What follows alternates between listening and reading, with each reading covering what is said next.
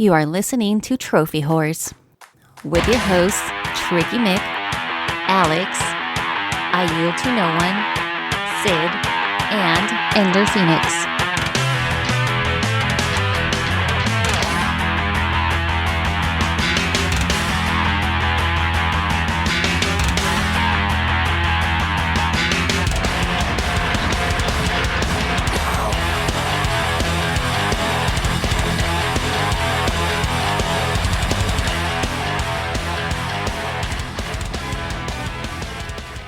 Hello, everybody, and welcome to Trophy Horse. This is what episode is it? 720. I'm your Tricky Mick. Alongside me, he's the man that likes to burn everything. It's Matt.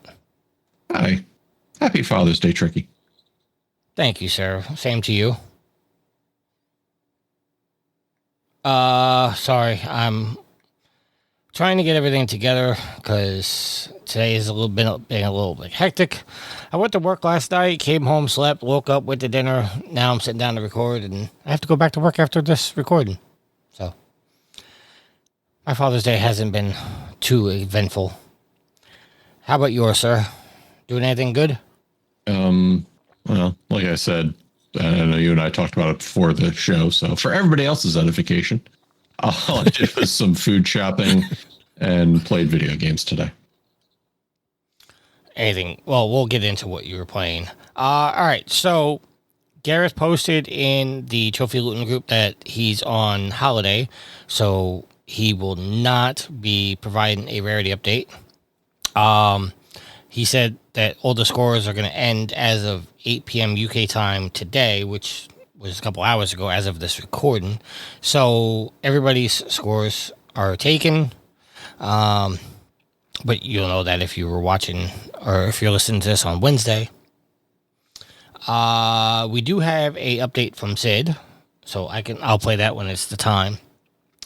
Alex is out doing something with his dad, but we do have audio from him for the live show. You're not going to get it for the audio. I'll patch it in because you know how Matt, you know how Alex gets. He gets very long-winded. I gave him 5 minutes. He asked for 10 and then wound up doing 13. So that will be passed into the live show. Or not the live show, the audio. And Yield, I think he had the Yield we sent to what? Timbuktu? I thought to Thailand. You said T, one of the places with a T, so. We really should get with our, travel agent and, start coordinating this stuff better. Yeah, who's the travel agent? Never know where we're sending each other. Who's the travel agent? Let's say Dex. Dex is the travel agent. All right, Dex. Okay. Dex is saying he's in Australia. So, little self-serving, Dex. I mean, that would explain why he's always upside down. Hey, at least you give me something on my jokes, otherwise it's saying that they're bad. Well, I'm the only one here right now, so I kind of count on the other guys to give you responses. Yeah, but you can have my back. We're brothers up here in the Northeast. They're in the Midwest? Is that what they're considered, Midwest? I'd be very careful on that brothers of the Northeast thing because us New Jerseyans and you New Yorkians, especially Staten Islanders, have a little bit of a rivalry that we haven't gotten over yet. That is true. But I still think of you like a brother. So,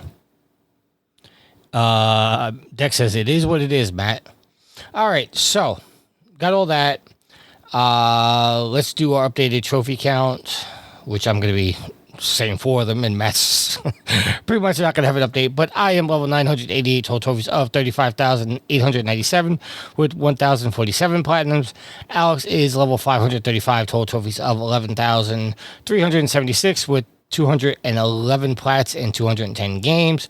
Yield is level 545 total trophies of 12,008 with 231 plats. Matt, is there any update with you? No.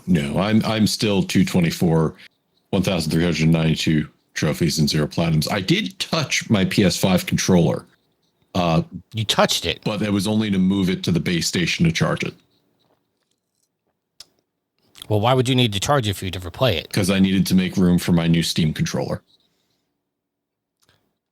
Listen, no hate against that thing, but that thing looks ugly. My couch has a compartment under the armrest, and that's where I keep a majority of my controllers. You know, I got a PC controller, I have an Xbox controller, then I have an Xbox console controller, and I have a Switch 2 controller, and then I had the PS5 controller. Well, one of those had to be made room for the Steam controller. I know you're saying it's hideous. However, it looks ugly. Listen, I am comparatively. I showed you the picture of what the original of it next to the original Steam controller. That original one was horrid. It was ugly. But this one actually very functional, and I've put it through the motions this week.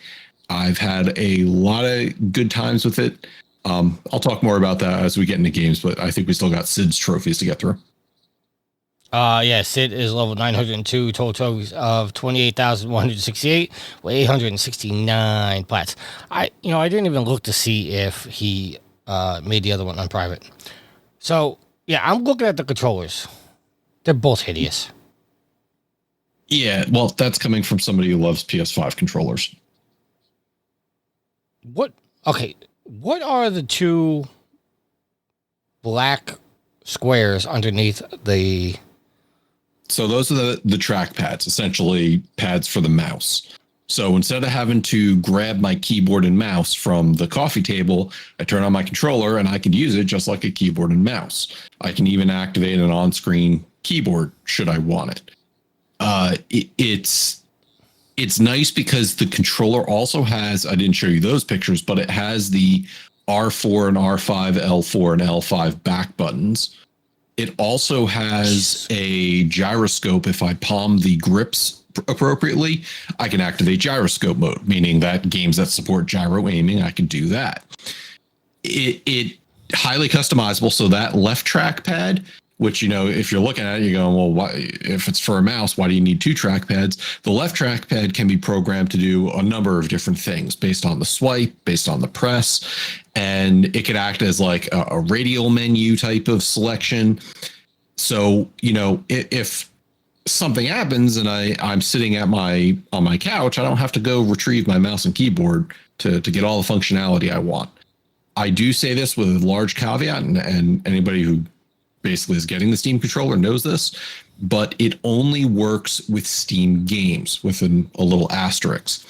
So if I load up Game Pass or Epic Game Store, it's not going to work, except if I add those games to the Steam launcher as a non-Steam game, then it'll work just fine. So it's a little bit of PC centric language that most of you, if you're using PC gaming, will know. But it uses Steam input as opposed to X input. X input is Windows general controller type of configuration that when it detects an Xbox controller, it goes, oh, okay, I know X is X, Y is Y, up is down, things like that.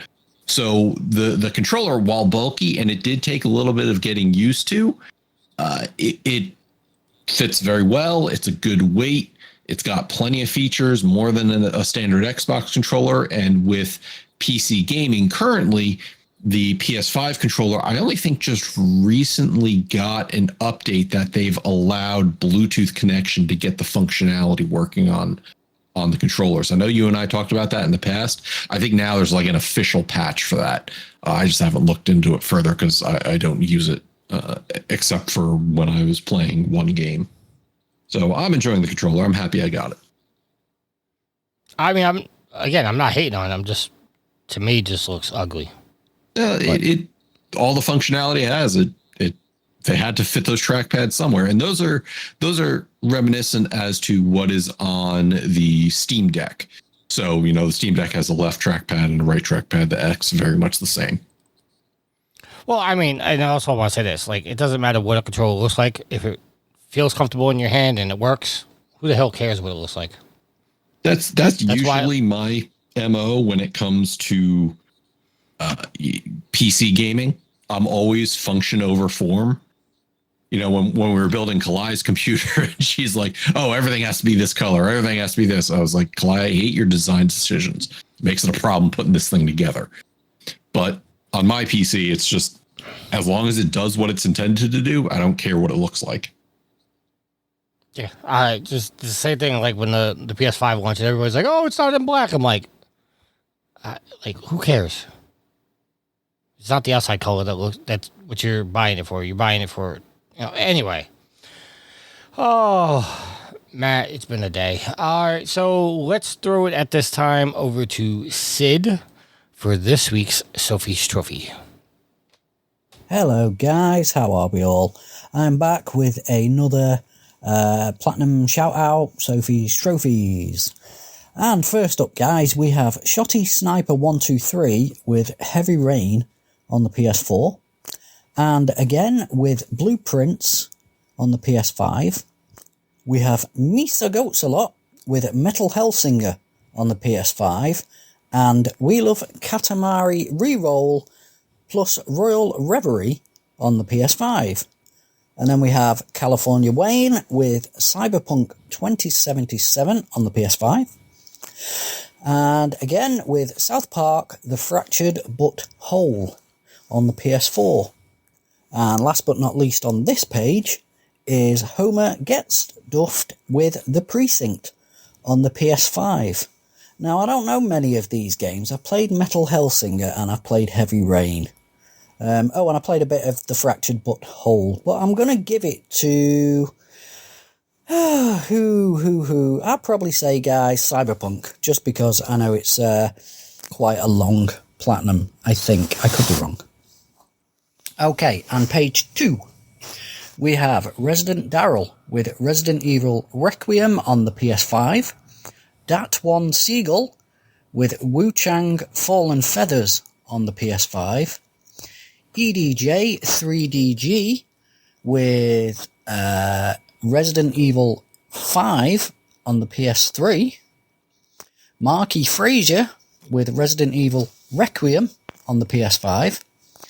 Pee-wee ITFC with Spyro 2 Ripto's Revenge, or Riptide's Revenge, on the PS4. MZ Nitro with Hentai Girls Succubus on the PS5. What? Then we have Shotty Sniper 123 with Assassin's Creed Mirage on the PS5, and Ukulele on the PS4. And Misa Goatsalot with Lego Batman Legacy of the Dark Knight on the PS5. So for that page, I'm going to give it to Requiem. And also, just because I love it, is Spyro 2. I love the Spyro games, they're really good. So yeah, that is going to be it from me, guys, this week. A quick one, a double pager. If you had a double pager in a certain magazine when you were younger, you were quite happy. But anyway, that's for a completely different time, because you can get all that on the internet now, just to let you kids know.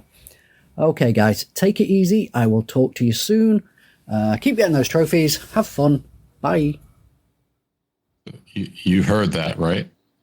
I'll leave it alone. I'm not touching that. No, actually, so JP's boy, RGT85, put out a video today talking about something where it seems like there's some players, I don't know the level of impact, there's some players who are complaining that recently played games are showing up on their profiles that they never touched. And specifically some hentai games and other things that people are like, wait, what? So I don't know. It maybe it's that theory of I don't know what is this game.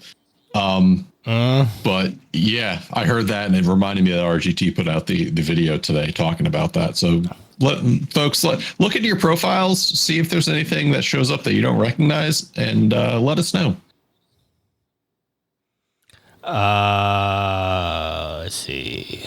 Oh, in the chat, I guess you responded to Dex saying the PS5 would look awesome in black. He said that's why Sony made the faceplates changeable. They didn't ask Xbox how that went for them. And then Dex replies, "Come on, I remember a faceplate coming with my Xbox 360 pre-order."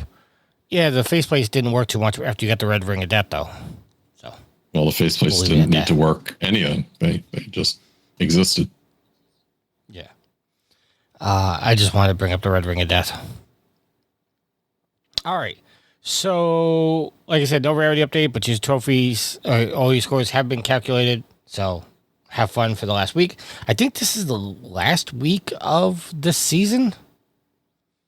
Yeah, because it should end July 1st. So, that being said, Matt, let's get into what we're playing.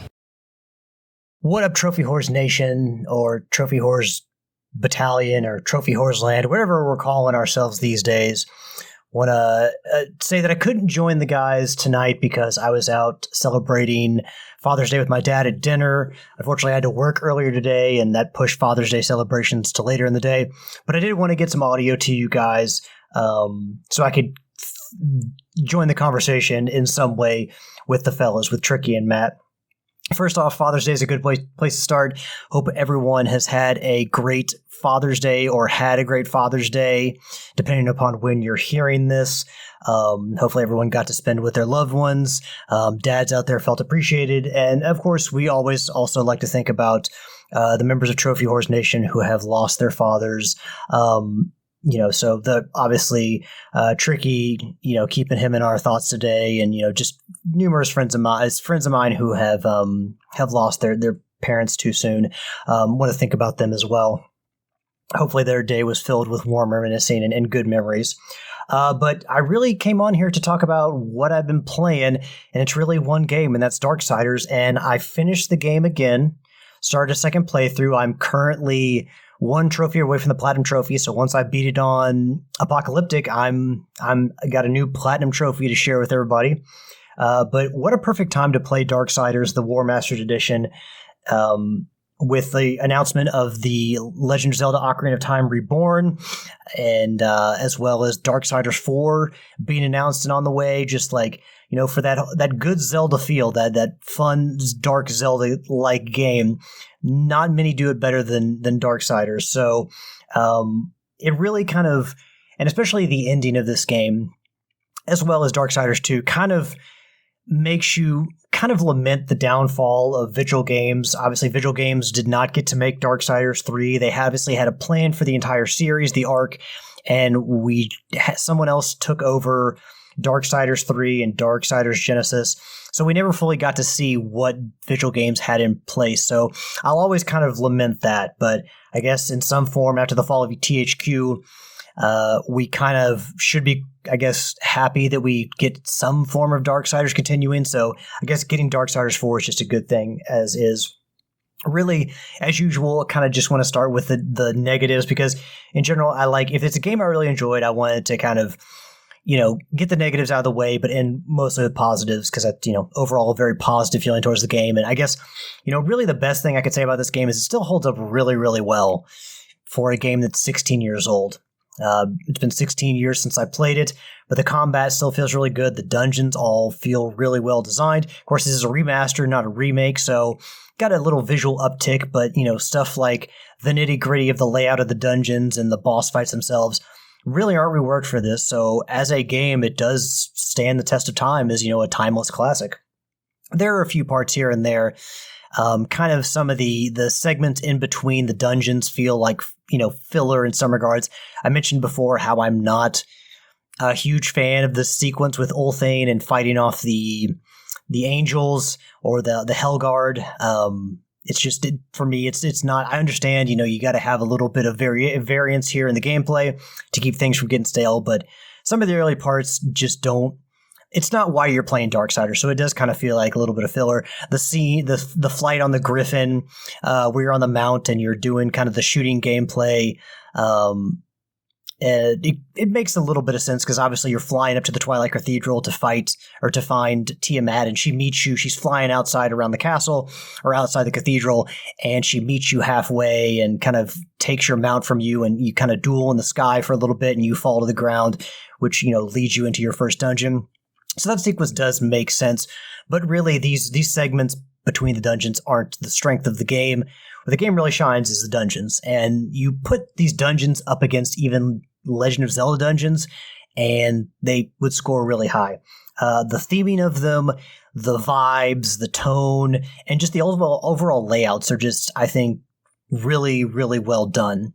They, when you go through the dungeons, having not played through the game in 16 years, I didn't remember beat by beat everything to do, but the puzzles made sense. Where to go, you were led naturally through the dungeons because all the layouts and just the cues were done really well. So you don't like have to go to a guide really at all. It just kind of flows naturally, which I think is really great design by Vigil. Again, like the Twilight Cathedral is where you start, and I think it's probably my favorite of the dungeons. Just this holy site that is just so filled with evil and so kind of decrepit and decaying, I think is just a phenomenal way to start. You, of course, fight Tiamat on the top of the cathedral, which is a great scene. You fight the jailer, which is one of the more memorable mini bosses in the entire series. So just the Twilight Cathedral, the first room you walk in, there's the angel statue and just kind of like a candle-lit hallway leading to a big wooden door. It's just kind of the perfect start. So the Twilight Cathedral will always be my favorite dungeon in the game. Also a big fan of the Hollows, the second dungeon where you fight the Griever, like an abandoned subway station, kind of the nature's taken over again. Again, great layout, great planning, and the Griever, just a giant tank-like crab beetle thing that is just a very puzzly boss fight that puzzle-oriented and just kind of a fun fight that I really enjoy, and just cool-looking bosses to start off. Griever and Tiamat, just very large, threatening, cool-looking bosses. You get to the Ashlands and go against the Sandworms and the Stygian. Not your typical dungeon, very linear, very open air, but still a cool kind of set of puzzles and combat trials. And then you end up with the fight against the Sandworm and the Stygian. There's only 2 Sandworms you fight, one of them being the Stygian. And I'm glad they didn't make you fight more, because if you fight more than 2, it kind of the fighting kind of gets a little bit repetitive. It very much gives me reminiscence of the 11th Colossus from Shadow of the Colossus, where you're on horseback and you're shooting to the mouth of the creature. Or, well, in the Shadow of the Colossus, you shoot the eyes, but you're just kind of running away from the creatures, the worms, and you gotta, from horseback, you're shooting. But the Stygian, still a cool boss fight, still really cool design, even if the difficulty itself isn't all that hard. But and you get your horse Ruin at this point. So one of the 2 boss fights where you actually get to use Ruin, so it makes it feel a little bit special in that regard. And then not finally, but the Iron Canopy, my second favorite dungeon, almost like a hospital, kind of like everything. Most of the enemies are spiders. Everything's taken over by cobwebs. You see wheelchairs all around, hospital beds, gurneys, stuff like that. So it gives me vibes of a hospital, which is creepy enough. And when you throw in spiders, it gets even more creepy. Poor Tricky and his arachnophobia. I don't know. I know he says he can close his eyes and do that, but that's a difficult task. And the Iron Canopy does something that I love that we've seen in Ocarina of Time, specifically in the Fire Temple and the Water Temple, where you see the boss door. You can see the boss door, or you're right next door to the boss door when you walk into the dungeon, but you got to figure out how to get there. So in the Iron Canopy, you can see the boss door, the door to Silithia, from the start of the dungeon, which I just think is one of the coolest things ever. I love that. And Silithia, we're not, spider bosses in games are nothing new, but I think Silithia is such a cool design for a spider, and the fact that, the way you use the dungeon item to deliver the final blow to her is, I think, very, very creative, and I really enjoyed it, had a lot of fun with it. And I will say that I feel like some of the designs from these bosses were taken from Darksiders 1 and implanted into Darksiders 2, because Silithia her design is taken directly from the model, is taken from Darksiders 1 and is added into the Echidna and Basilius boss fight in the second game. And I'm pretty sure Tiamat, there's a boss in the second game, it's like a fiery winged beast called Bethir, I think is how you pronounce it. You fight Bethir on a narrow bridge. Pretty sure it looks like to me that it's just Tiamat, but a fire version of her. So obviously very influential, these bosses. The Black Throne is kind of the dungeon that drags things down a little bit. There is a spike in difficulty as well in both the combat and the puzzle solving. Cool dungeon item, you get the Void Walker, and you are rewarded with one of the better boss fights in the game, Straga. You get to exact revenge on Straga from the first part of the game, the Apocalypse, when he gets the better of you. But the Black Throne, it seems like, is everyone's least favorite dungeon, or at least most people's least favorite dungeon, because one, it feels like it takes forever, but also there is a massive difficulty spike to it. So, but at least you get a cool weapon out of every dungeon item, and you get a cool boss fight at the end. That all that leaves is the Destroyer, and I feel like I had forgotten. I won't spoil who the Destroyer is, because who knows? Maybe with the PS5 version of the Warmastered Edition, people haven't played it. But I feel like the Destroyer as a final boss is a cool design, but the difficulty and the bosses in Darksiders aren't really that difficult. They give you enough challenge to not be pushovers, but the final boss in his first phase doesn't have a lot of moves. You can use Ruin, so it's not super hard to dodge his attacks.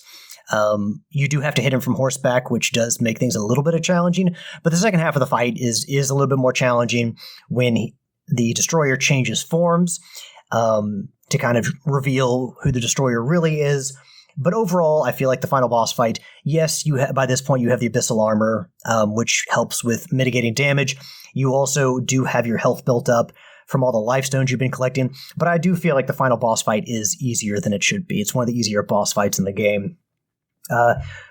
Wrap this up real quickly. The weapons, really the Chaos Eater, which is the sword you get from the beginning, best weapon to use. The Scythe is a lot of fun and does have good reach, does good damage, so I enjoy using that.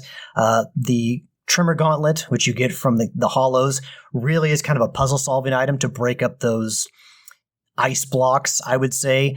In combat, it's kind of a terrible item. It leaves you open. It's slow, does 2-hit combos. It kind of leaves you open to attack when you're in mobs. So I feel like the Tremor Gauntlet is really something you wouldn't want to use. And, the Chaos Eaters is what you're going to use most of the time, especially on your Apocalyptic run. So the weapons, while they all look cool, really the usage for some of them just isn't there.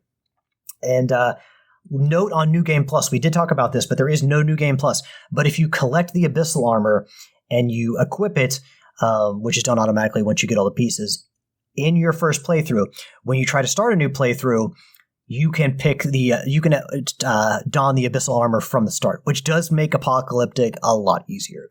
So I would suggest, you can play Apocalyptic from the start, but if you're going for Platinum Trophy, I would say do it on normal or even easy, and then collect the Abyssal Armor and then wear the Abyssal Armor from the start on Apocalyptic. That might save you some headache. So Tricky wanted me to keep this to 10 minutes, but I went a little over because I just, wanted to get on here and talk about Darksiders with you all.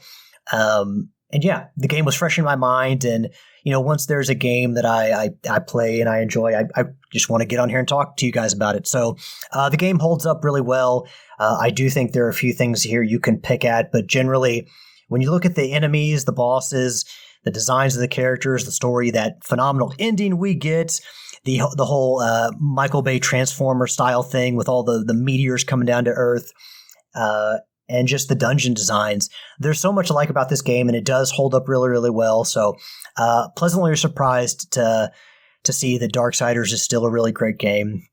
And yeah, I really, really enjoyed it. So like I said, hope you all have had a great week, and hope to rejoin the guys here soon.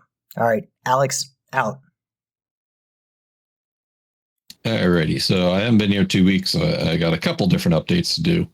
On the Switch 2, I just decided to go through another couple rounds of Mario Party Jamboree, just up against the PC. Reminding me how much bullshit that game is with their extra stars at the end. I would have won if it weren't for those fucking extra stars. Did I choose to play the mode where extra stars are given? Yes, but fuck you. It's still a fun game. I still love going in there. When I have no desire to play anything and just want a series of fun little events, I go and I play Mario Party Jamboree. You have nobody to blame but yourself there, Matt. I do, yeah, and I fully blame myself, but like I said, it is what it is.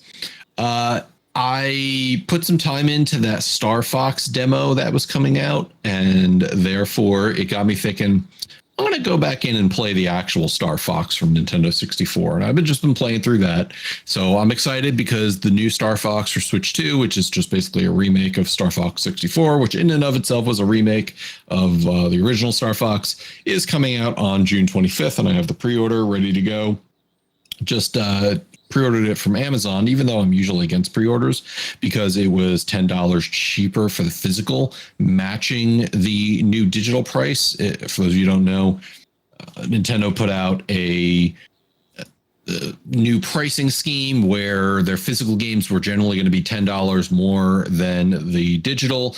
And in this case, Star Fox was going to be, I think it was $60 physical and $50 on digital. And then sites like Amazon and Walmart were making it available for $50, same as digital. So I just figured, why not? I'll keep physical in this case.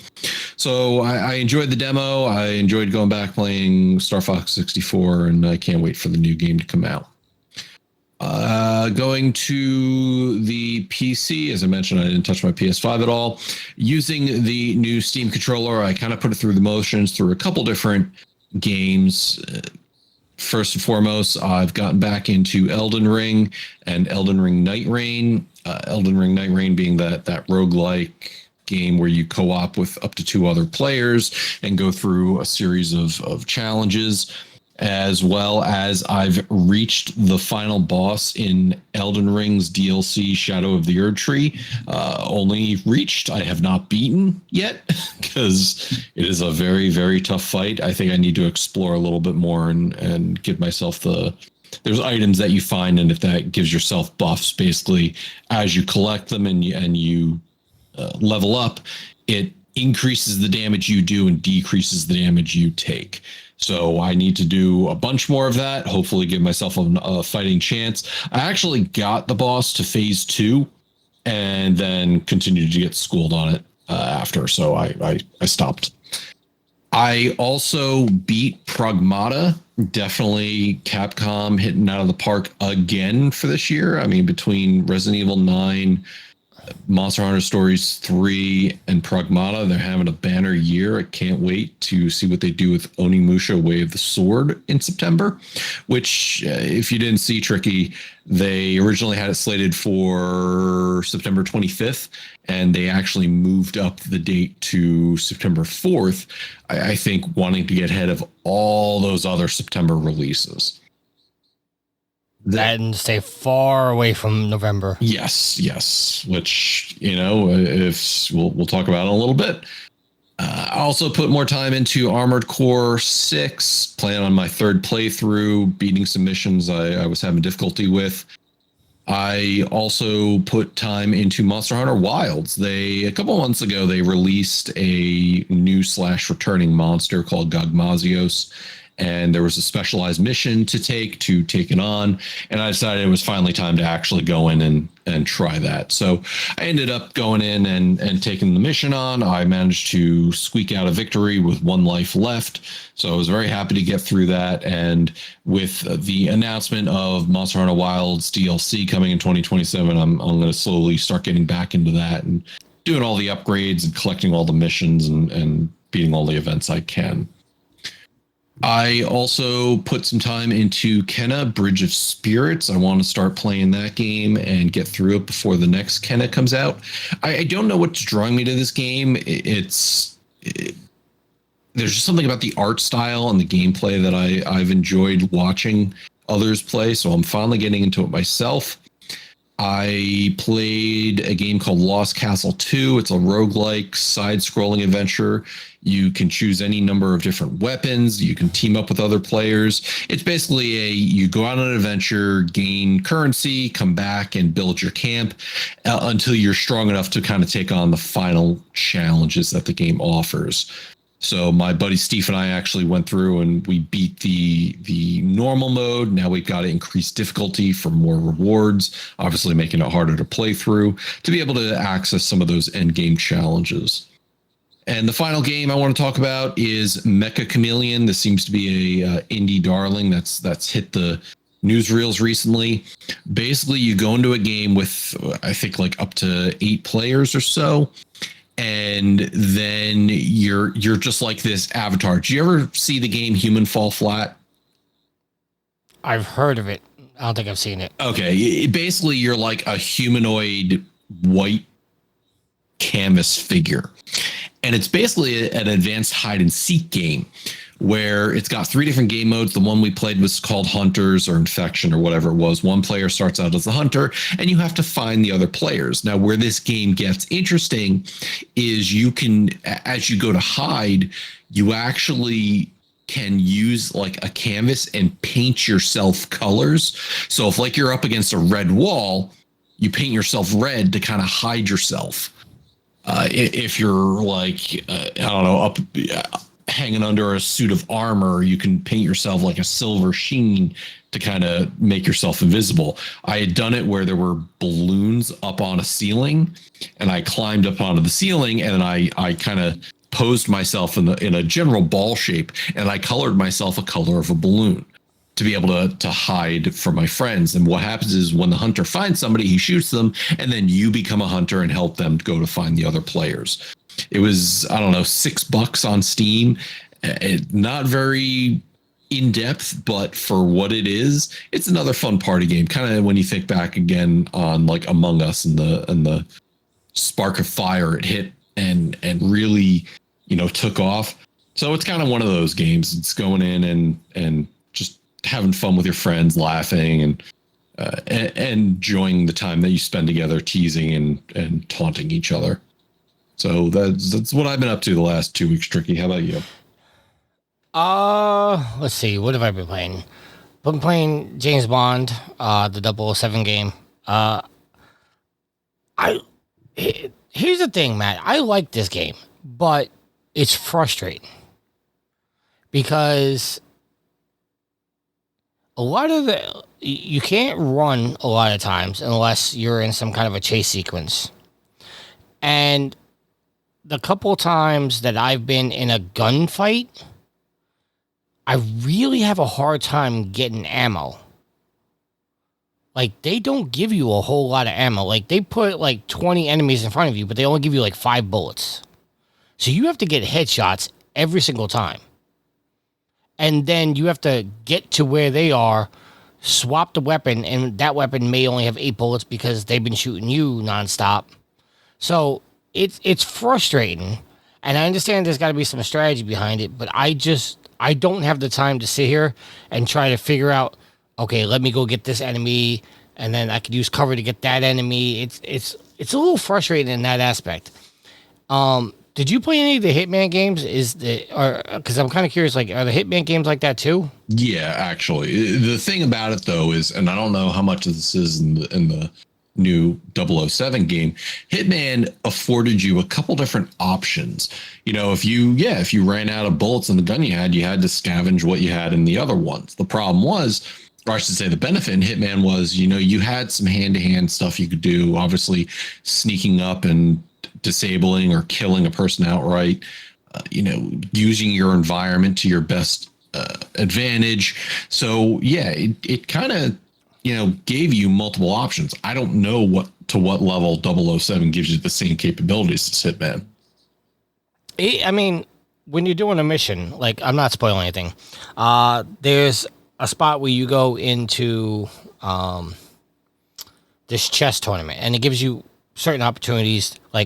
You obviously have to do the main mission, but it gives you several ways to get into the tournament because you don't have an invite. So you either got to act like a press, or you got to act like maintenance, whatever the case may be. But there's sections where you have to be in a gunfight. There's no other option. And the 2 times that I'm thinking of right off the top of my head that I was in a gunfight, I just didn't have the ammo to fight. And I had to run over here, punch this guy, and then pick up his gun. And like I said, you have to hit headshots to knock people out, but some enemies are wearing helmets, so it takes 2 or 3 shots to kill them. And it's just there's a sequence, which I'm not going to go into too much detail because I don't want to spoil anything, but there's a sequence where you have to get to a plane before somebody escapes. But in between you are there 30 enemies, and you only have 5 bullets.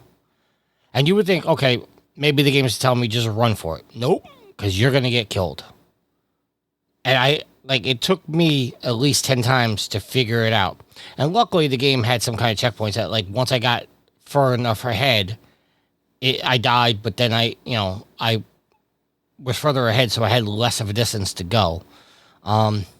like I said, there's not a lot of running, and right now I'm taking down an enemy, but you got to figure out how to kill the enemy because, most games, like if you're in a stealth situation and a gunfight, like you sneak up behind the guy and then you tag him and then you run away, you do it again. This, I snuck up behind him, got the one shot, and then now when I sneak up behind him, he automatically counters everything I have, even though there's no possible way he knew I was behind him. So it's like, it's frustrating.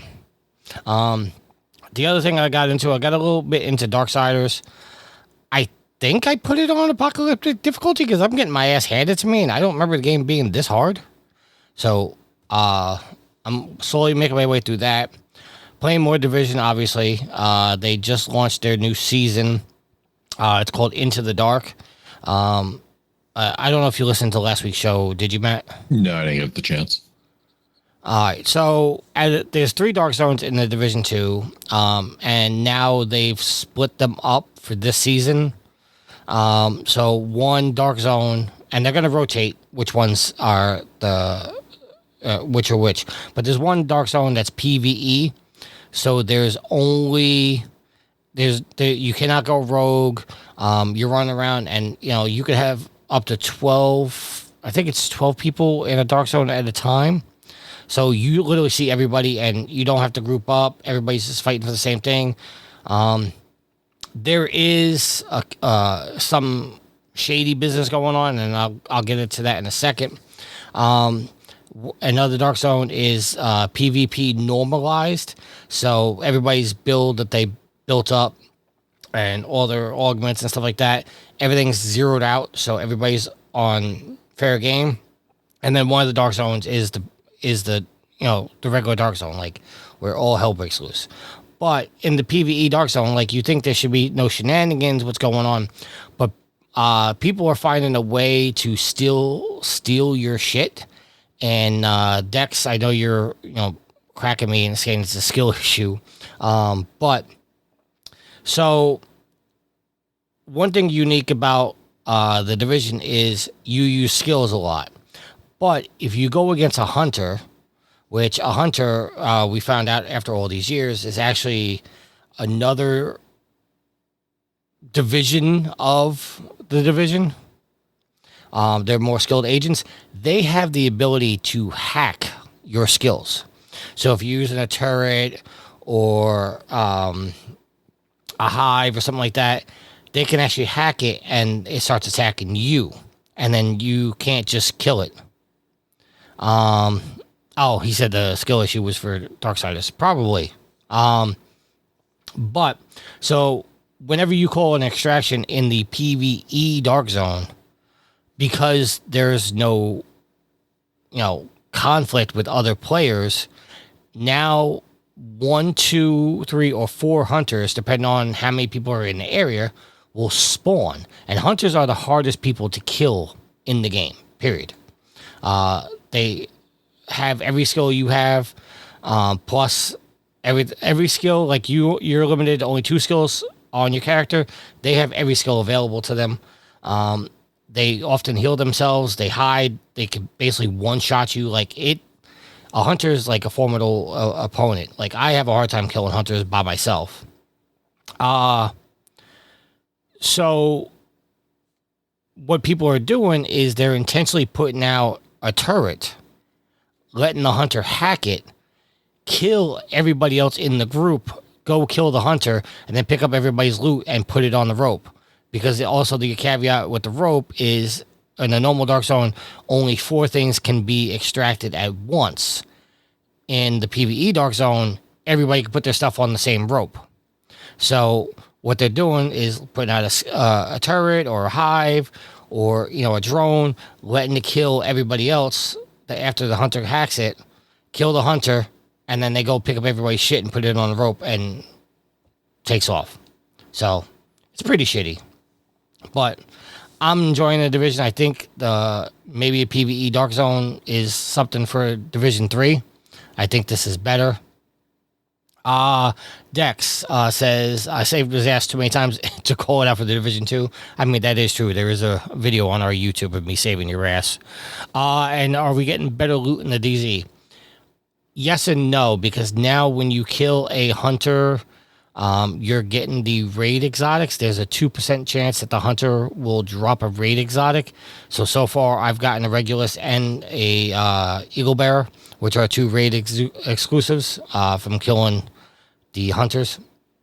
So there's more things with the PvE Dark Zone. Like normally if you're not in a group and somebody opens up a chest, only that group can see the stuff. Now anybody can open the chest and it's open, and everybody still gets their loot.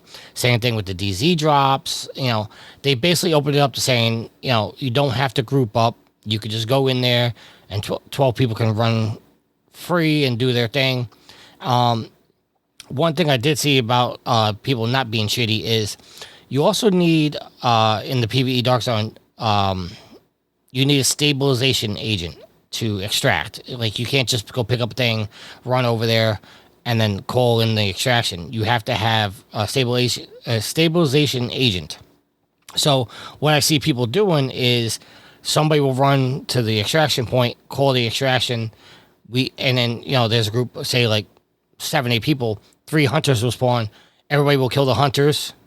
One person will put something on the rope, and then they'll wait for the helicopter to go away, and then the next person with an agent calls it in, and then you kill 3 more hunters. So we're able to farm that way too. So that's pretty cool. But then you, like I said, you get the shitty person that put out the skill, and it's not even like you can turn around and kill that person in retaliation because you can't shoot any other agents. So Massive said they are aware of that issue and they're looking into a solution, but I don't know what you can do other than being able to report him and have him booted out of the Dark Zone at that time. So I don't know. And that's all I've been playing, Matt. I think, yes. That's all I've been playing. So at this time, I'm going to throw it over to you for our topics. All right, got a couple different topics to cover this week. I know I missed last week's episode, so I didn't get to talk about it as much. But with all the Xbox closures going down, The Verge had an article basically came out and confirmed that Xbox is indeed closing down Ninja Theory. And, I included this because I wanted to talk, it turns out, without Alex here or Yield, I don't know how much conversation this will net, but I remember the announcement at E3 when Xbox proudly proclaimed that they were bringing on Ninja Theory into the family. And I'm looking at this going, with the announcement that they said, oh, well, there's going to be a third Senua game. And then less than a week later, oh, yeah, we're closing down the studio. I know you and Alex have been talking about this in chat, but basically they said they hoped the announcement of the third game would drum up a buyer for the studio. That just sounds like the most back-ass words strategy. Yeah. Like, what? I agree. You greenlight a game to make them more appealing to buyers. Everything about it just stinks. And I've started. I will come on record and say you and Daryl and Joe Priestley were all right about Xbox. So obviously this is starting to really get to a point. I still challenge the profitability perspective because obviously they wouldn't have reduced the price if there was something there. But the fact that they're shutting down all these studios, the one thing I will say is when you consider, and this is something I think Thomas and a couple others have talked about. You're shutting down Ninja Theory. You're trying to spin off. You're trying to sell off, Double Fine. And you really think about what games did this studio make that earned them their keep? And I know the story out there is like Xbox said, hey, you're all in the Xbox family now. Don't worry about making hits. Just make what you want to make. And then the games don't hit. So let's take a look at that. You talk about Ninja Theory, and what have they really made over the past couple of years was Senua 2 and what other games? I forget. Let's see. Ninja Theory games. Let's see. Hellblade, Senua Sacrifice, Senua 2, the 2013 DMC Devil May Cry, Enslaved Odyssey to the West, Bleeding Edge, Heavenly Sword. I would say none of these games were groundbreaking. They had their following, but they weren't like super popular. So okay. I think even Thomas had said it, where it's like this studio would have been closed down a long time ago if it weren't for Xbox. And same thing with Double Fine. I know this is something Alex was talking about. He'd be upset and he wants to see Double Fine go, but like, okay, Grim Fandango, great game back in 2015. Brutal Legends 2009, which has the controversial like bait and switch. It was a hack and slash, then turned into an RTS, and then it was just it spoke to me. It was like my kind of game, and then they changed up the game style. I was like, well, this is what I wanted. Rad, which was a fun little roguelike, but not exactly groundbreaking. Psychonauts and Psychonauts 2. Again, a studio that made some good games, but nothing like that floated their studio that would have made them survive without Microsoft stepping in. So is it just that these studios are okay, that's it. You guys made the games you wanted. It didn't sell, so goodbye. Well, like I pointed out last week or the week before, when this first started coming up, Double Fine to me was a weird purchase because they went to crowdfunding to make one of their games. I remember what game they actually did the crowdfunding. It might have been Psychonauts. I probably wrong on that. I think it was Psychonauts 2 because that was around the time that they were getting bought. Hold on. Double Fine crowdfunding. Let's see. It was 10 years ago, so they were doing crowdfunding for. It doesn't say here. Psychonauts 2 was 2021. 2015 was no. Yes. No, they did Fig crowdfunding for Psychonauts 2. Yeah. Okay. I don't remember what game, but it doesn't matter. The point remains is that they at the time they had to go to crowdfunding to make for their game. They made Broken Age. That's what it was. But Microsoft purchasing them was always weird because if your game has gone, if your studio is going to crowdfunding to make a game, that's telling me as a businessman that you're not self-sufficient. So if we do buy you and we do acquire you, we're going to have to fund your projects because you can't self-sustain. And I know me and you go back and forth a lot when it comes to finances on certain issues, but I'm a firm believer that if you can't self-sustain, you should not be a part of a corporation anymore. Like go back to my examples. Like if I'm a business owner and one of my locations is not paying its own bills, and I have to take money from one location to pay for that location, I shut down the second location because they're not self-sufficient. That's the way I feel. And Double Fine to me has always been like, you can't sustain yourself, so why are we going to foot the bill for you? Now, that's not to say that they make bad games. I'm not a fan of their games, but their games are popular. Well, Psychonauts 2, like Alex talks about it all the time. Yeah, but that's the thing. It doesn't have wide appeal. And when you talk about some of these games and what they need to do to be profitable, you need wider appeal for the way that these studios are dumping money into these games. So I look at something like a Call of Duty and the millions of dollars spent on that. You're going like, really? It's the same thing every year, yet it's profitable because they are self-sustaining. You're right. No, it comes into play where you go, where if a location isn't being profitable and you're borrowing from others, you're just putting money from one bucket into the other one. Is there a market share that you're trying to take away? As I've said multiple times, right? At Lowe's, that taking market share away from Home Depot was a strategy. In video game worlds, it doesn't play as much that way because, just because you have a game on this system doesn't mean that you're taking the attention away from another system. So I don't know. I mean, yeah, it's I mean, just to counteract your point a little bit here, I mean, we're going to get into it later, but look at how everybody's scared to release their game in November, because of GTA. Like, there's nobody's in this world is going to convince me that there aren't people jumping to other months or even delaying their game by months to avoid GTA. So I don't know. I'm looking at a tweet right now from Oliver Darko saying that Ninja Theory is actually profitable and owns their own assets to the tune of like $55 million. And, so we're going from Ninja Theory, who, according to this tweet, is profitable and can self-sustain.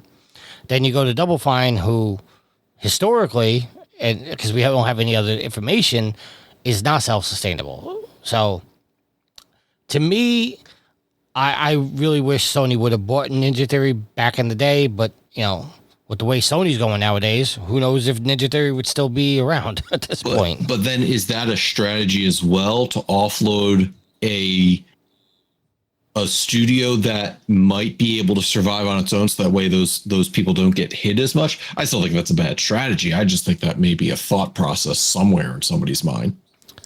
Well, I also saw somewhere, and there's no confirmation of this, that Microsoft actually went to Ninja Theory to ask them, do they want to buy their independence? Like, before they sell them, do you want to buy it and go independent again? So I'll ask you, Matt, if that is an option for Ninja Theory, would that be smart for them? Or do you think they need a higher corporation taking care of them? I think it depends entirely on how profitable they are. You could be profitable by a 1% margin, or you could be profitable by a 50% margin. There's a lot of unknowns there that would be difficult to make a statement on unless you knew. I mean, that's fair too. All right. Yeah, I mean, listen, this whole situation, I appreciate you confirming that me and Daryl and JP are correct, but if you didn't see this coming down the line, a long time ago, I don't know what to tell you. I saw this coming, when they acquired Activision Blizzard, I said there's going to be massive layoffs. They're spending too much money. There's no way that Game Pass is profitable. I say those things, but again, I want to be clear, because I know a lot of people get the misconception. I'm not hating on Xbox and Microsoft. Play what you want to play. If that's your system, that's your go-to, have fun with it. But I want Microsoft and Xbox to succeed, because competition is what's going to breed better games for both systems. And I forget the head of Xbox now. I keep forgetting her name. Yeah. I think she's got the right direction going, but there's also a big problem. I know you didn't include it in the agenda here, but I also sent you a message from Sean Layden. Did you see that or no? No. I think I put it in the Facebook chat. So, Tad Hedgie Kelly, actually, it wasn't a tweet. It looks like it's a LinkedIn thing.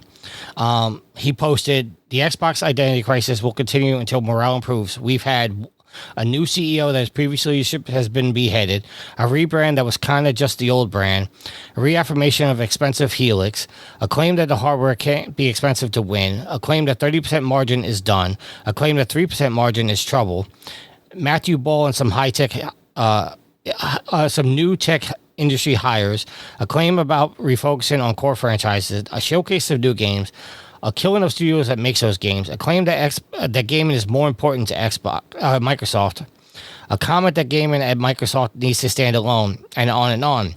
Strategy isn't a collection of contradictory decisions that might matter. It's just tactics. Bob and weave, let's just get through this. Sad times for Big Green, and condolences to the friends affected by the latest closure round. Sean Layden posted a comment to this saying, at the risk of sounding like a quote-unquote hater, which I'm really not, the moves are basic misunderstanding of how interactive entertainment world moves. If you know, you know, which means if you don't, you don't. So she's making a lot of choices, and they are sounding good, but are they really just hurting the Xbox brand at the same time? I think is the point. I don't think they are. As a matter of fact, before they decided to go all head choppy, she was starting to make things that sounded good to the average player, at least the average Xbox supporter. We know that the PS5 version of Gears of War being taken away left a lot of PS5 players sour because they knew it was in the pipeline. You could talk about how she came in, everybody was afraid of like AI taking over, and they removed the AI component from the console. So she came in and starting to like assuage some of the fears, but now you've got the Microsoft CEO being like, yo, Xbox, you need to start carrying your weight, otherwise we're going to spin you off. So it's something to take into account, that we thought we were in good shape and then now we're not. So it's mixed messaging, which I think is a problem. I agree. All right. Also, a problem is people just watching playthroughs of games that instead of playing them. So the original Resident Evil creator, Shinji Mikami, says if watching a playthrough is enough, the game wasn't good enough. Basically, he was at a June 18th Kano appearance in making a couple different statements, and that talking about the benefits of streaming, how some of the encounters he had with Mikami were cool, but basically game streams can be a sensitive topic, especially in Japan, and opinions are divided whether they're simply a beneficial form of free marketing or lead to loss of opportunity. Well, Shinji came to say, listen, if you'd rather go watch a video of a game then instead of playing it, then the game wasn't good enough to garner your attention. And I have a couple different problems with that statement. I do too. I get what he's saying, but I also think it depends on the audience. If you're a kid and you're in that that market division, then yeah, okay, you should be wanting to play the game instead of sit down and watching it. However, me as an adult, if there's something like, I don't have time, if I wanted to see the end of Shadow of the Erdtree and I couldn't beat the boss, well, then I may go watch a video of it. Because I'm an adult, I've got time and whatnot, and other priorities not on my side. So right, but to his point, at least from my understanding, to his point, you played the game and you're only watching the ending because you can't beat the boss. I think he's saying if you're watching the game start to finish and are satisfied with watching it and not actually playing it, then the game couldn't have been that good. Yeah, and I think that's a valid point to split the hair on, because if I'm interested in Division 2, like I don't want to go through all that, and I'll start watching it. There's a couple different things you have to take away from people watching something. So, one, is it a story-based game? Meaning, I want to experience a story without going through all of the bullshit. I also liken this to people watching videos on YouTube spun up at like 1.25 or whatnot. You want to watch the video, but you need to get through it faster because you got to do all these other things. If it's like a competitive game like StarCraft or Fortnite, people are watching that because they want to see other players do well, and they want to see how certain facets of the certain game. Strategies. Yeah. But like, I think this is exclusive, kind of, his statement is exclusive kind of like to story-based games. I'm not watching somebody play Call of Duty single player because I'm like, oh, I want to see the latest Black Ops story. It's not exactly a great story. Understood. I think it's a little bit of an opposite aspect, that I'm not going to sit down and watch a video of a game just because I don't want to play it. I think it has to be a game somebody is inherently interested in, but maybe they just don't have time to play. I think that's kind of where you start looking at the differences. And also, I mean, it's worth pointing out that maybe somebody's watching the gameplay because maybe they didn't have the money to be able to purchase the game, but they want to know what happened. Like you're trying to avoid spoilers. Yeah, valid point. Because if you don't have the money and you don't want to get spoiled on the game by the time you can actually play it, watching somebody else play it is another valid way, which is a little weird. But in this day and age, it's very difficult to avoid spoilers where you might not expect it. So maybe they opt to watch somebody play it as opposed to it being spoiled in a comment somewhere on Reddit. Right. And also, if you're watching somebody play the game, if you see a spoiler online, sometimes it's taken out of context and you don't exactly know that it was a spoiler or shit, they spoiled it, something like that. At least if you're watching somebody play the game, you can kind of go through the experience with them and go, okay, this is what's happening and whatnot. Like, I get his point that if you're content on watching it and you don't feel like you have to play it, then the game couldn't have been that good of a game that you were content on watching it. But there's other aspects to that. I mean, the points you made out, that maybe I just didn't have the money to buy the game, but I'm very curious about what happened. That's also a valid point. So yeah, I think the statement is a little more nuanced than what he leaves it for. And again, he's made some great games, and I would never go in and say, well, I'm gonna watch a Resident Evil game instead of purchase it. I think the only thing I will agree upon, and this is funny because he's the one that made Resident Evil 4. I have started and let go of Resident Evil 4 no less than 10 times over the years, from when it first came out on GameCube to the latest remake. And I still can't for the life of me finish it out. I know how it ends. Therefore, I'm not going to sit down and watch it just to watch all the story beats. But if I didn't know how it ends, maybe I might be tempted to say, all right, I've tried multiple times. I'm just giving up and I'm going to watch the video. So how do you feel about that, Shinji? And also, to your point, like you said, you're interested in Division 2. Division 2 offers a level skip up to level 40 now, so you can jump straight into the end game. So, if you don't want to go through the nonsense of having to level up your character, you can jump right into the end game and be able to be, well, you wouldn't be as competitive as, say, I would be, because I've put over 3,000 hours into the game.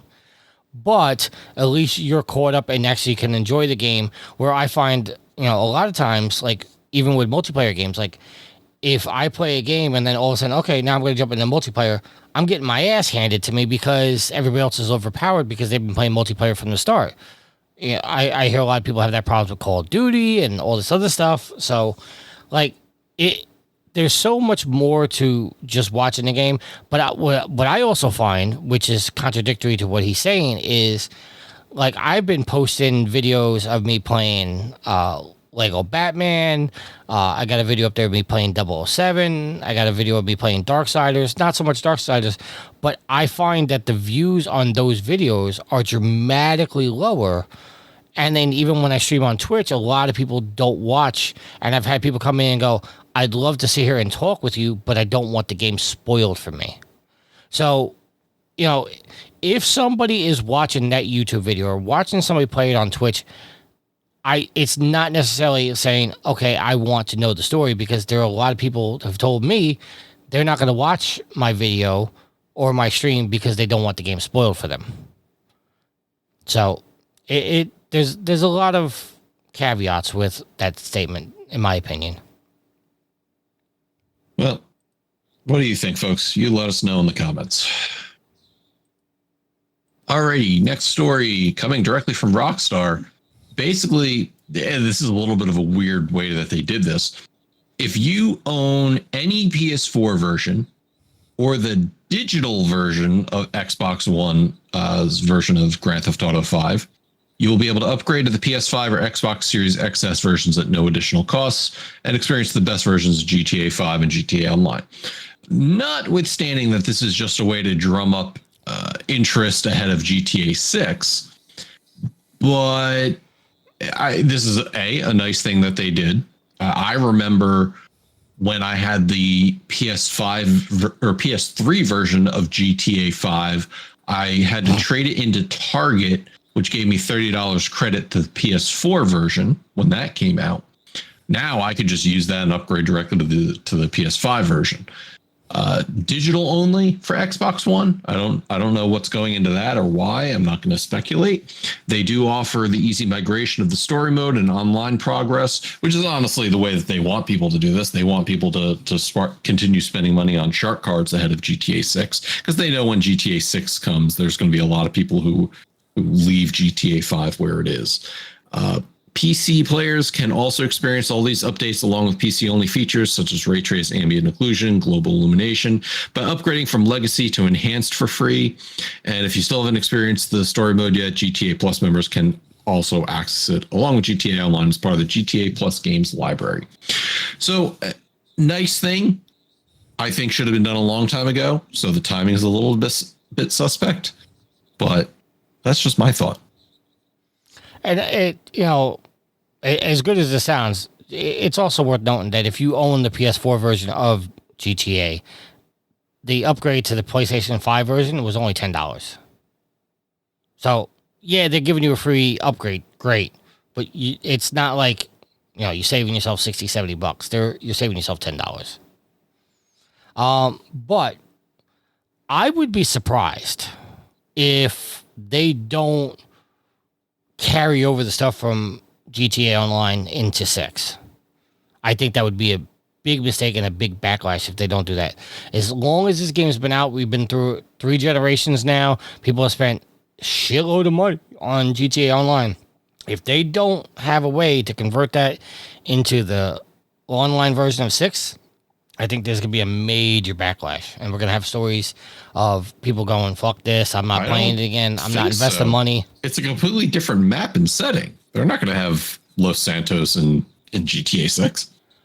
Well, the rumor is, and again, who the fuck knows when it comes to Rockstar and GTA, the rumor is future upgrades, you're going to be able to get all the island, every location into GTA 6. That's in previous games, they're all going to come in. So you're going to be able to fly from Liberty City to, was it Los Santos? Yeah. Yeah. That's a hell of a rumor. Listen, who the hell knows? Because people have been throwing out information about this game from the longest time. I mean, hopefully when the new trailer comes out, I think it's Thursday? Who knows? The 25th. Like you said. Well, okay, I know it's in our agenda, but they have announced that they're you're gonna be able to pre-order the game on the 25th. So my thinking is that they're gonna release another trailer with the release date on the 25th. And I also put out the fact that we're finally gonna know the price of it. I'm thinking $80. I still think it's gonna be $100. I'm still thinking it's gonna be $100. I think they're ballsy enough to do it. Shooting themselves in the foot. But damn well people will pay it. I know damn well people will pay it. However, there's those people who say, well, $100 means I'm not going to be giving them money for shark cards online. Yep. So. Alrighty. Next story. Sony has patented a controller with buttons that harden when you play with it. What? I literally read that title word for word, knowing exactly what it was saying. Yes, he did. So anyways, basically there's a patent in the World Intellectual Property Organization that Sony has theorized on a controller with buttons that become more stiff or softer based off of the things happening on screen. And I think it's an interesting thing. Listen, they already have the haptic feedback and the haptic or was it what the heck was the controller, the adaptive control triggers, that's the word, right? So this is the next step, and I could say honestly there aren't too many games that are making use of the haptic controller, the adaptive triggers. So is this going to add anything? Is this something that you're like, man, I love my PS5 but I really want buttons that provide tactile field and feedback? Do you know I had my PlayStation for 2 or 3 years before I knew where L3 and R3 were? I had no idea you pressed in the buttons, and that's the buttons. I had no idea that was a thing. This is weird to me because yeah, I get you want the game to be more immersive. Like even what I can't remember the name of the company, but there's some company out there making vests that link in with Assassin's Creed, so you feel the impact when you get hit with a sword or a knife or something like that. I mean, apparently they're popular because they just came out with their third version of it, so people are buying them. I get you want to be more immersive, but you're going to make the button harder or softer depending on what's going on in the game. That's just save the money and go make better games. I don't get this. Yeah. So anyway, it's the Ready Player One thing. It's like, oh, here's a full boot suit where, you know, it even got haptic feel on the crotch, and then the guy gets kicked in the crotch, and it's like, yeah, that's what that leads to. Like that was a good movie, by the way. I enjoyed that movie. All right, so folks, again, Sony can file patents. English is tough, folks. Sony can file patents for all they want. Who knows if we're going to see this? Maybe it'll be a PS6 thing. You know, obviously there were discussions about the PS6 controller, rumored that it's going to have customizable faceplates. I think controllers still need haptic feedback buttons that provide, a specific set of resistance so you know what you're pressing and where. That's my 2 cents. And then here I just got a couple of quick news bits, not really for discussion unless you have something interesting to say. GTA 5, as Tricky said, they released their pre-order date, which is June 25th. But most importantly, I don't know why I have 5 there in the notes. It is actually 6. GTA 6 cover art was provided. Somebody made a nice little collage showing everything from GTA 3 up to GTA 6. So that's out there. If you haven't been under a rock, Claude Guimont, one of the co-founders of Ubisoft, died in a plane crash. Unfortunately, it was a self-flown plane. He was taking lessons, and rumor was it that he was allowed to try to land the plane under trainer guidance, and unfortunately passed away. And unfortunately, the internet is being the internet, and some horrid comments. Listen, you cannot like the guys the way his co-founded company was being run by his brother Yves, but this is a person died, so have some respect. And he's also not associated with the company anymore. Exactly. And then 5, this was going to be a news story until it turned out to not be a news story.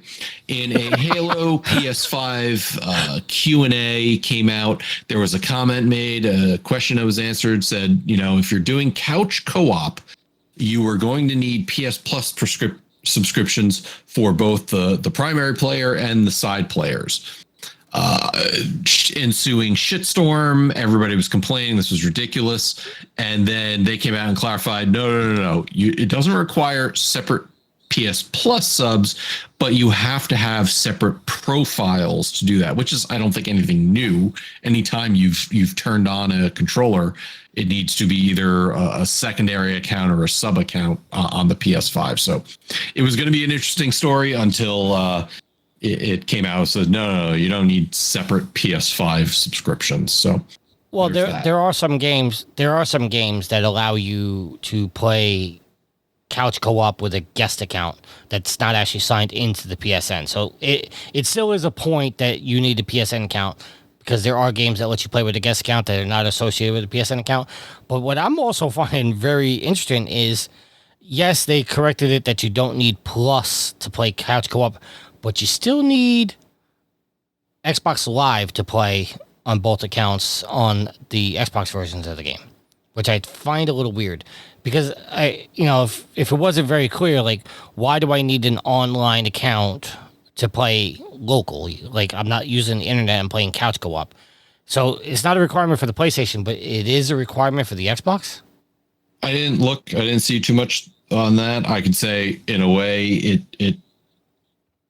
I don't know, because again, couch co-op has been a thing it's kind of like, it's a dirty word to a lot of publishers these days. I don't know. I didn't see any of that. I can't comment on it, but it's it's a stupid thing if it's true. Again, you shouldn't need separate online permissions to play couch co-op. Again, this is why I continue to rail against console-based online pricing. You know, you're already paying for your internet. It's not like I'm paying for Steam servers to be able to play games online. So why do they got to continue doing it on the console side? If Steam can afford it, surely Xbox and Microsoft, Xbox and Sony can figure out how to stop charging people for online play. I did see somewhere that there's an online petition going on right now to not require you to have Xbox Live to play games online. They want to remove that feature as a like they want to remove the fact that you need Xbox Live or Game Pass to play online. They want to remove that completely from Xbox. If I'm not mistaken, Xbox is the one that started that trend, right? They did, and there's rumors that Xbox was thinking with the next console they may remove the paywall for online play. And if that happens, you think Sony follow suit? I think they would. I think they continue offering their game rental services and remove that capability. I don't know if Nintendo will do it. They'll probably say, screw you, we're just going to do it anyways.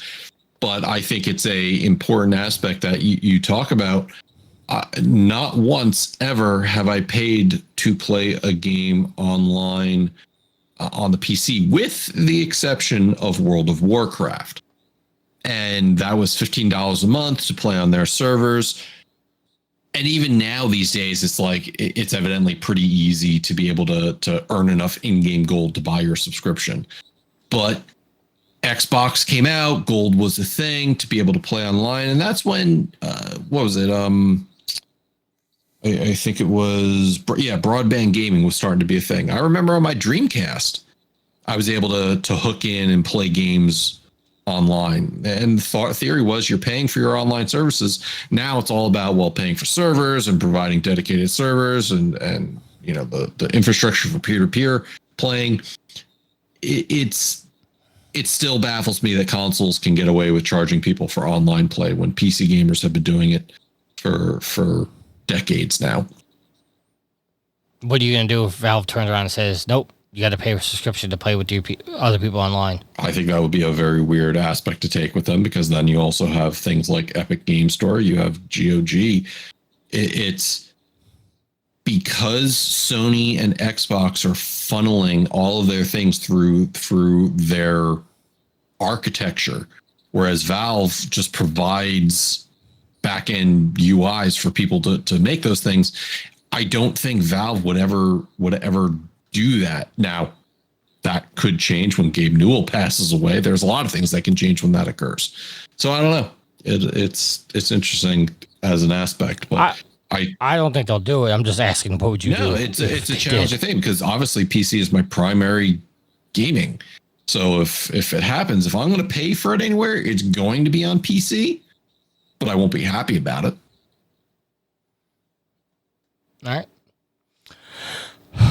All right. Let's move on to our questions from Facebook.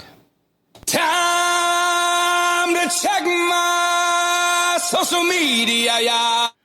So we have two people who left comments. First one is coming from Michael Collins. Says, do you guys have any good gaming memories with your father? My dad only played GoldenEye multiplayer once, only video game I've ever seen him touch. And then he also, the comment says, Joel, what a shame what Druckmann did to him.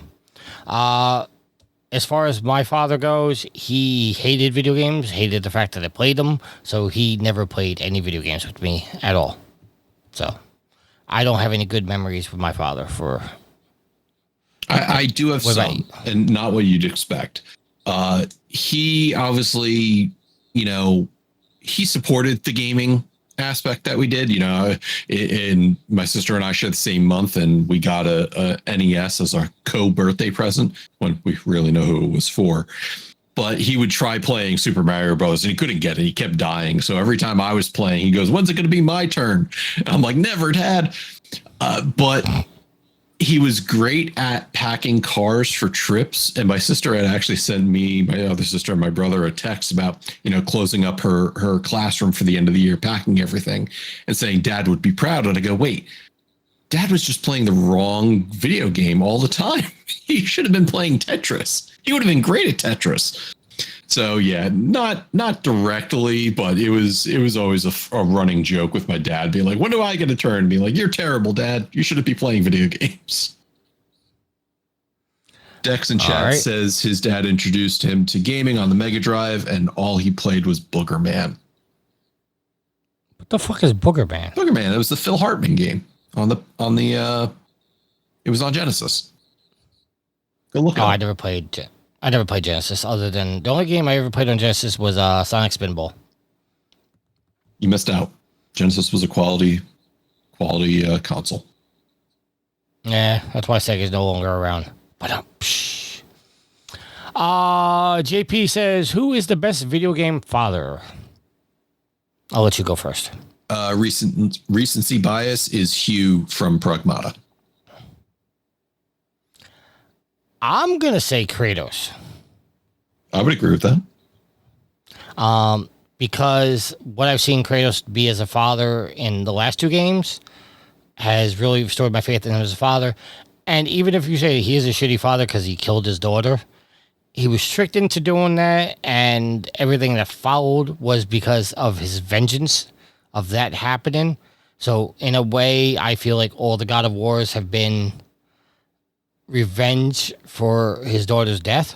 So being a father, if somebody ever tried to hurt my child, I'd probably go scorched earth. So Kratos just had the ability to do it on a much bigger scale. Yeah, so I'm going to say Kratos. I want to say Joel, but we really didn't get the father aspect with Sarah, his real daughter, and what he had with Ellie, I think proves his, I don't want to say faith, commitment as a father. Like, he was a reluctant father for most of the first game, and then his actions at the end of the first game kind of proved like his morality. But then a lot of people would say that he's actually the villain of the first game because he saved Ellie instead of letting humanity possibly survive. So that's the only reason I'm not saying Joel. All right. That being said, we're going to throw it over to our topic of the week. Topic of the week. Well, fine then. Fuck you, Matt. Matt, how do you feel about him saying fuck you when he's not even here to say it himself? That's why we have the recording, so he can say fuck you, Matt, without him needing to be here. I mean, he said fuck you, Matt, last week, and you weren't even here to defend yourself. Yeah, I don't need to defend myself. It's just, like I told you guys a couple of weeks ago, everybody should say fuck you, Matt. It's how I know you're happy with me. Or at least I've garnered your attention in some way, shape, or another. You know what we're not happy with? EA. EA. Coming from EA.com. Electronic Arts introduces EA advertising, launching brands directly into gameplay and live experiences. Do we have a boo laugh track anywhere? Hold on. You might. Yeah, you need a boo laugh track. No, I don't. Oh, God. Okay. Tricky, that's your homework assignment for next recording. We need a boo laugh track, so that way, anytime we come up with bad news, you can hit the boo laugh track. So basically, responding to the need for ads in our video games, EA advertising is introducing new ways for brands to reach audiences and measure performance across its ecosystems. Basically saying that there is brand partnerships and gameplay integrations, ad units and 3D sports simulations, enhanced targeting and measurement capabilities. They're selling your data. EA Sports Partner Program, as if EA Sports aren't shitty enough. EA Advertising has already started to partner with leading brands to deliver in-game experiences across the EA portfolio, including Visa, Lowe's, Red Bull, Xfinity and Peacock, and Mountain Dew's Dew University. Yeah. So University. What is that? I said, no, I'm just saying do University. Yeah. So basically, here's the thing. Back in the day with Burnout, there was a lot of hoopla about ads being in the games. And we always kind of looked at this and said, listen, if things appear in games, I can see where it makes sense. If you're driving by a billboard at 120 miles an hour and there's a ad for Mountain Dew, okay. If you're watching a sports or you're playing a sports game and there's billboards or there's a banner at the bottom, okay. And that seems to be, a portion of what this is. But if I'm playing let's say Dead Space, to bring back a Dead series, and I pause the game and it pops up something that says, hey, take a horror break, grab a Mountain Dew, I am going to flip a fucking shit.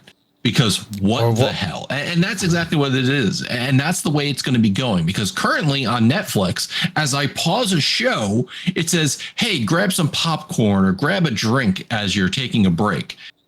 It's you talked about Ready Player One earlier, Tricky. What's the one thing the villain said? Oh, we could take up to 80% of the viewer's screen without inducing seizures. That's where this is going to.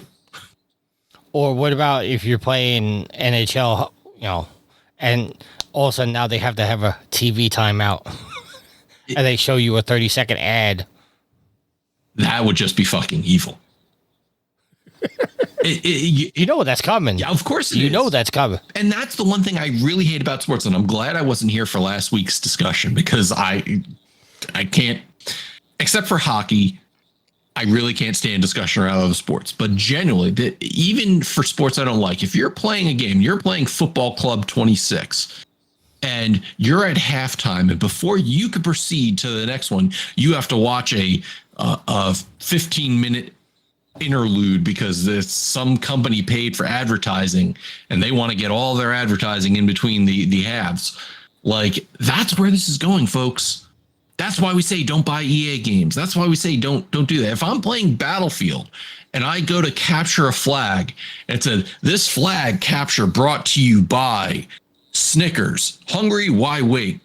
Grab a Snickers before you go to the next flag. That's where this is fucking going.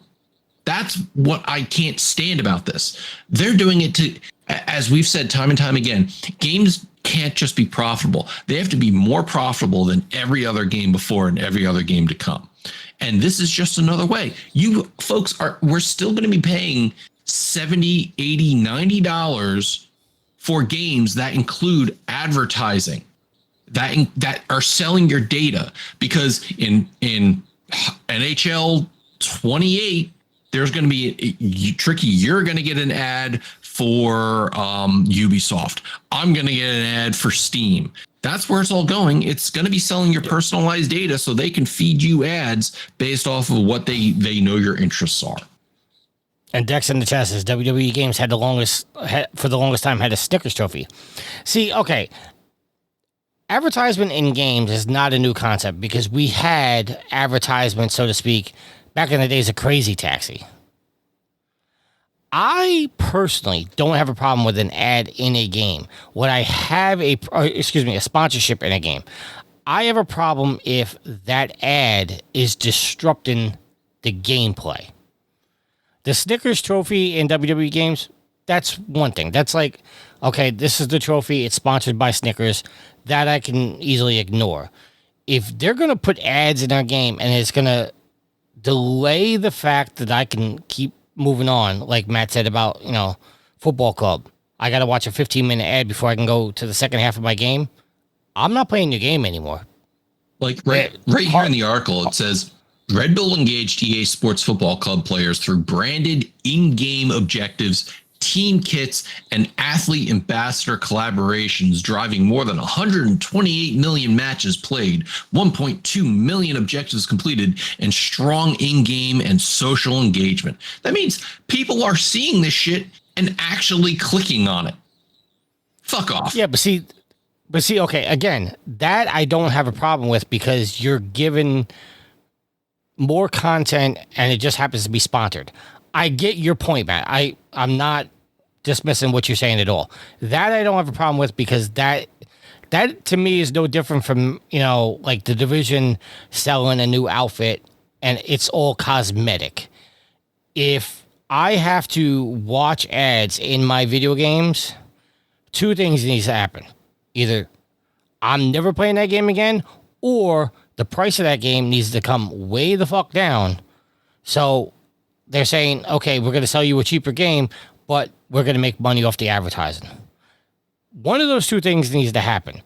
I guarantee you, if I have to watch a TV timeout when I'm playing NHL or, whatever, Madden, I'm not playing that game anymore, and I'm never buying another one of your games. Well, it's just, I'm not doing it. What about this? Because the first paragraph here talks about brand partnerships and gameplay integrations to create custom integrations designed for specific games and audiences. These collaborations bring brands into the experience through interactive moments like in-game challenges, reward-driven objectives, and branded content. How would you feel about a trophy that's locked behind some sort of advertising-based incentive?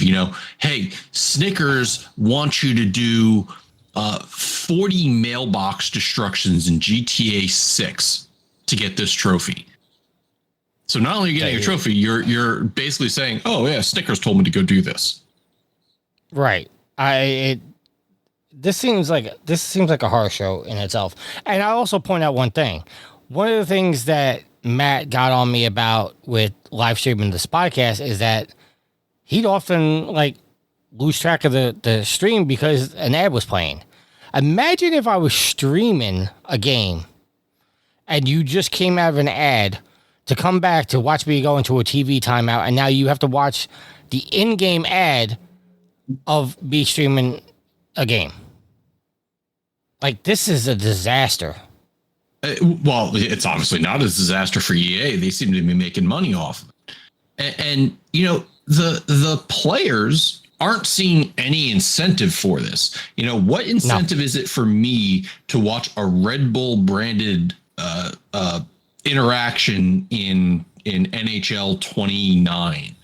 What incentive is it for me to buy a Snickers related sports pack for football club? How is it helping me as a player seeing an ad for Xfinity and Peacock as I'm opening up Ultimate Team packs?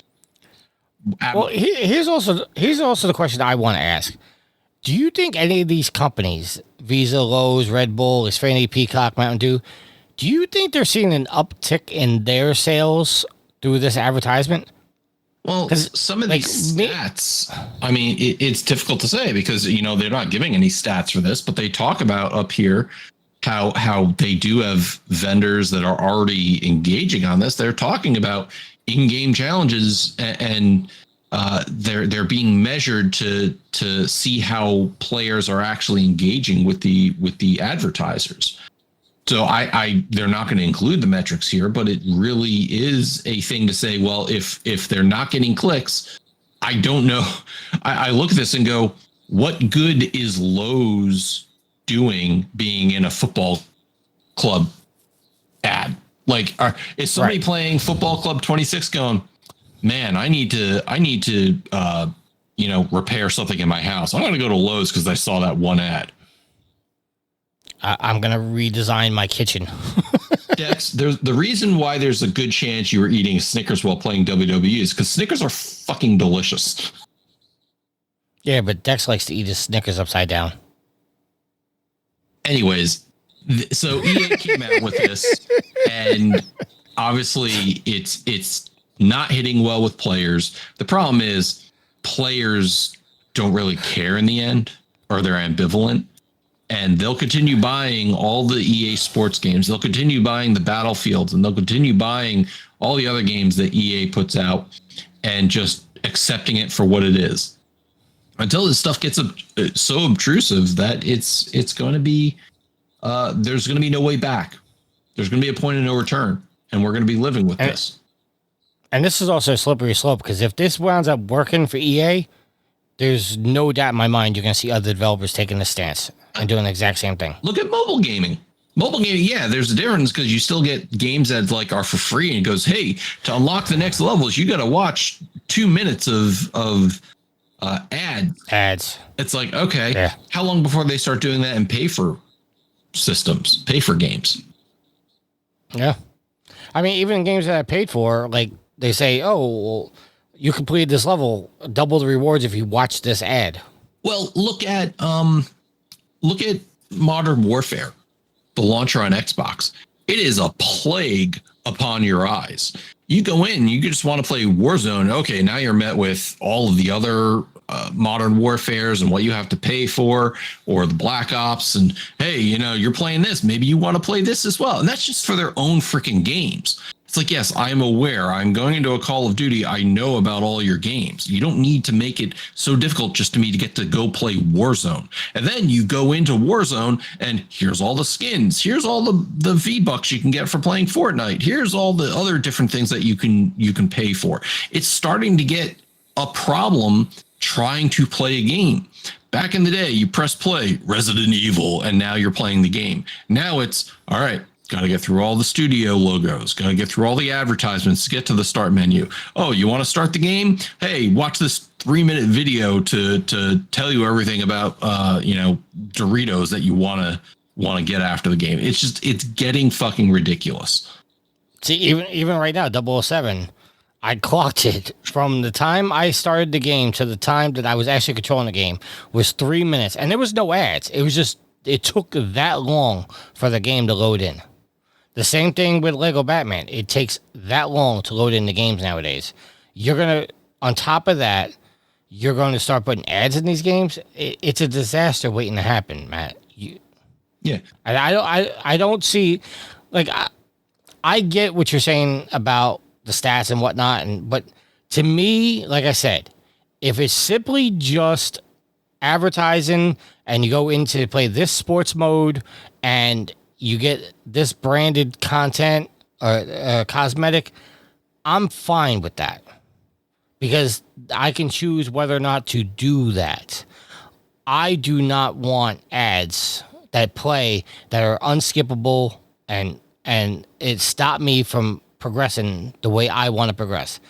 If I pause, NHL and some logo pops up and I can quickly just turn back off by unpausing the game, I'm okay with that. I don't think it should happen, but I'm okay with that. But if I hit pause and then all of a sudden it goes, well, you paused the game, now we're going to show you a 30-second ad, I'm done with your game. Well, it's not going to start out as like that. It's going to be a slippery slope. It's going to start out with just seeing ads at pause screens. And then it's going to start getting on to, well, to load up this game, you're going to have to watch this 30-second ad. It's no different than streaming services now. I go to start up a show that I want to watch. Hey, which ad experience do you want? Do you want to watch a 2-minute commercial now? Or do you want it broken up into 30-second commercials in the middle of your streaming? Do you remember when Hulu started? Everybody was saying, I'm paying for Hulu. Why am I watching ads? Yep. And everybody was against it. Now every service does ads. I mean, Netflix is starting to go down that way, but now Netflix, the only time I see ads on Netflix is when they're doing a live stream, like when they stream in Raw or, the Rousey fight or a comedy special, something they're doing live. They're starting to do ads in that. And that, to me, I'm okay with that because that's almost like watching, Raw on TV. Like, you're going to get ads. Well, yeah, I mean, I watch a 30-minute show. Generally speaking, I don't see an ad. If I'm watching an hour-long show, yeah, it's broken up in a couple different ads. Right. But, like, right now, I'm trying to... The reason I stay on Netflix to watch all my shows is because I don't want an ad every 5 minutes. Like, I know you don't watch wrestling, but you try to watch a WWE video on YouTube, bro. You know the Royal Rumble. Every 2 minutes, a new person comes in. Yeah, they do an ad every single time somebody comes into the ring. Well, back in the day when I used to watch Walking Dead, and they were like, "Here's a 9," because the shows were an hour long. So on broadcast TV, that meant like 43 minutes a show, 17 minutes of commercials. And then they started coming out with like the openers and finales being 90 minutes. I wasn't excited because it meant 60 minutes of show and 30 minutes of commercial. And obviously at the time, people were like, well, that's why we have TiVo and other DVRs and things like that. I would just start a half hour later. Yeah, I'm still staying up later for you to feed ads down my throat. And correct. And everybody, to Dex's point, yeah, cable TV started out as no ads there and riddled them. People left cable TV because they were tired with ads. They didn't want to watch ads anymore. So they went to all the streaming services. And then all the streaming services, it was the drug deal. You paid in at a low price to get in, and then they kept upping the price. And then, well, now we have to show you ads so we don't up your price anymore. And then they keep upping your monthly bill anyways. Yeah, my net, when I started paying for Netflix, I was paying $7.99 a month. Now I'm paying $19.99. Yeah. It's insane. I mean, look at it this way. I paid $10 through Verizon to get both HBO Max and Netflix. And it's the ad version, which means I'm streaming at like 720p, because that's the other thing they start doing. It's the quality difference. And then I get Disney Plus through Verizon for free. I'm trying not to leave my plan so they never have to. So I'm grandfathered into that. But this is the future for games when you start adding ads into this stuff. Just look at where we're at now with streaming services. That's going to be games in 5-10 years, whatever it is, even sooner, I suspect. Yeah. All right, let's wrap up the show, Matt. We'll do your shout outs, and then I'll do my shout outs, and we'll get the hell out of here. What do you say? I say a shout out to you, Tricky, for recording tonight. Shout out to Alex and Yield. Yield, hope Dex is treating you right down there in Australia. Just remember, when you're on the plane, it's got to do that 180-degree conversion. Otherwise, you're going to be walking around upside down here. And the toilets flush a different way. Just remember that. Is that actually true? Yes, it is. It's called the Coriolis effect. Didn't you see that one episode of The Simpsons? I don't watch The Simpsons. Wow. Uncultured swine. I hate that show. That Family Guy. Nope. Well, then we're not going to talk to you anymore, Tricky, about that.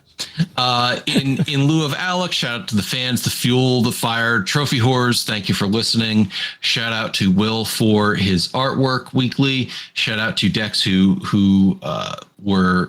was in chat with us and is saying The Simpsons explain it perfectly. Thank you, Dex. Shout out to the Channel 3 community. Make sure to check out channel3.gg for gamified social media. We're currently having fun on Father's Day talking about all the grilling and stuff that's going on. I'll send a picture to you guys, Tricky, but I just started curing some pork belly that I'm hoping to make some bacon in about a week. And shout out to my wife, V. Thank you for all that you do. All right.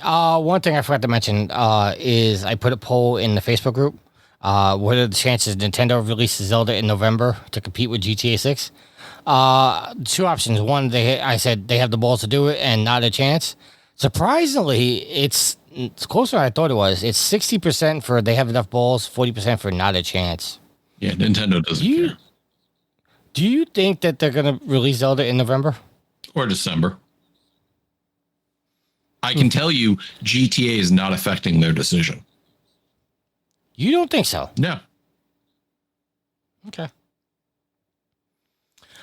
Give a shout out to you, Matt. Shout out to Dex for being in the chat. Shout out to Alex and Yield. Shout out to everybody listening to the show. And if there's nothing else, until next week, happy trophy hunting. Happy Father's Day.